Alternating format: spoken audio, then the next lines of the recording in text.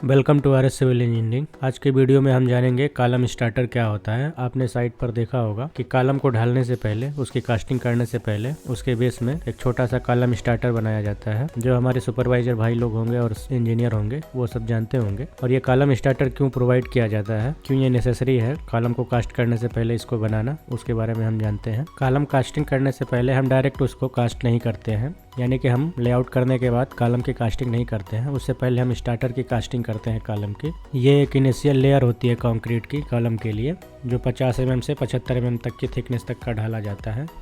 ये कॉलम का proper size होता है। जैसे 300 बाई 450 का आपका कॉलम है तो स्टार्टर 300 बाई 450 का ढाला जाएगा, बिल्कुल कॉलम की ही शेप में लेआउट करने के बाद, और उसमें कंक्रीट भरी जाएगी 50 से 75 mm तक। ये कॉलम स्टार्टर कॉलम के फॉर्म वर्क यानी कि जो शटरिंग होती है उसको सपोर्ट प्रदान करता है, और कॉलम के शेप को वो स्थिर बनाए रखता है जब हम उसमें कंक्रीट पोर करते हैं, जब कंक्रीट की हम ढलाई करते हैं। तो इसलिए कॉलम बनाना बहुत ज़रूरी होता है, वरना क्या होगा कि डायरेक्ट आप लेआउट करके अगर जो कॉलम कास्ट करने लगेंगे तो कॉलम अपनी जगह से थोड़ा सा डिसबैलेंस जरूर हो जाएगा, बिल्कुल आपके लेआउट लाइन पे नहीं रहेगा वो। तो इसलिए कॉलम का स्टार्टर बनाना बहुत ज़रूरी होता है, ताकि हम कॉलम के फॉर्म वर्क को एक सपोर्ट प्रदान कर सकें और उसके शेप को स्टेबल रख सकें कंक्रीटिंग के दौरान। अब हम आगे जानते हैं कि कॉलम स्टार्टर कास्ट करने से पहले हमें किन किन बातों का ध्यान रखना चाहिए।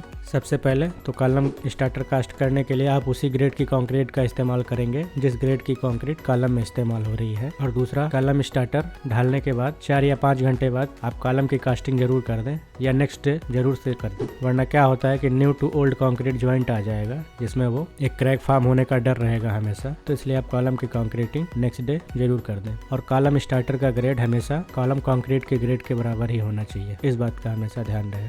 कॉलम स्टार्टर कॉलम के साइज का फिक्स होना ही चाहिए, उसके साथ साथ कॉलम स्टार्टर कंक्रीटिंग का ग्रेड कॉलम के कंक्रीटिंग के ग्रेड के बराबर ही होना चाहिए। जैसे M25 ग्रेड की कंक्रीट कॉलम में इस्तेमाल हो रही है तो स्टार्टर के लिए आप M25 ग्रेड की ही कंक्रीट इस्तेमाल करेंगे। Thank you.